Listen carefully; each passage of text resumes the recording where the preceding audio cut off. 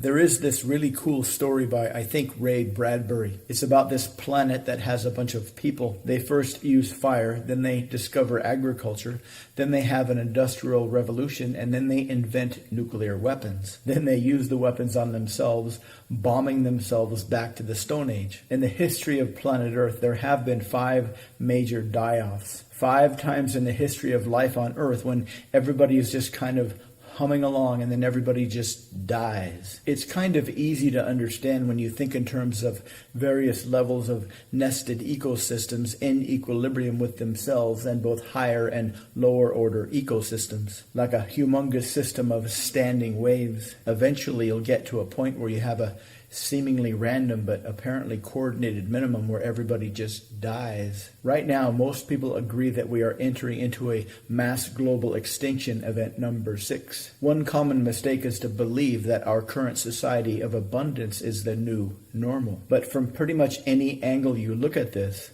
a post-industrial society is very likely not going to be the new normal for very much longer. From a pure energy consideration, the average person uses 300 million BTUs per year, or to simplify it a little less than 1 million BTUs per day. 1 BTU is about 0.25 calories. So each person on Earth uses about 250,000 calories of energy per day. That is only possible with the massive amount of energy available in fossil fuels. For comparison, if you do push-ups for a solid minute, you'll burn 7 calories. So far, nothing comes close. There have been some very ancient documents found recently. The language in these documents were originally thought to be extraterrestrial, but some believe it's a very, very ancient human language, long before any fossil records indicate. The story these documents tell is particularly terrifying. It turns out there were a race of humans that lived on Earth several 100 million years ago. They were in our exact position. They had discovered fossil fuels. Fossil fuels are called fossil fuels because they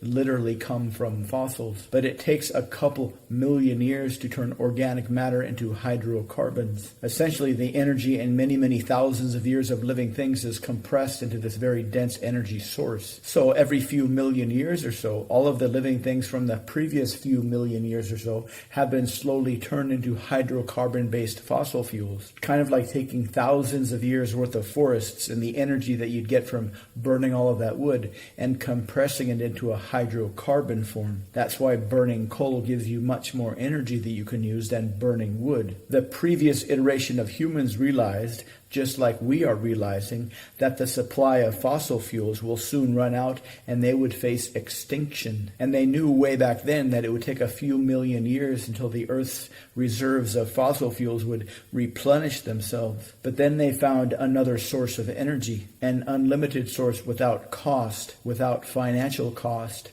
without environmental cost. Everybody thought that this was a dream come true, but this turned into a horrific nightmare, because it turns out that giving humans an unlimited source of free energy is a very bad idea. It turns out that humans can only really function within a system of natural constraints. Without these natural constraints, we actually revert back to our most primitive selves. Soon after the discovery of this free energy, there were massive wars to see who could monopolize this, and whoever did could easily rule the entire world with impunity. They created farms specifically to grow humans, killing people at will, raising people just to be used for food, raising people just to be used as sex slaves, raising people to be purposely sacrificed to the gods of power. Soon all humans died. These documents are a warning to not go beyond fossil fuels, to simply accept our fate, that the existence of fossil fuels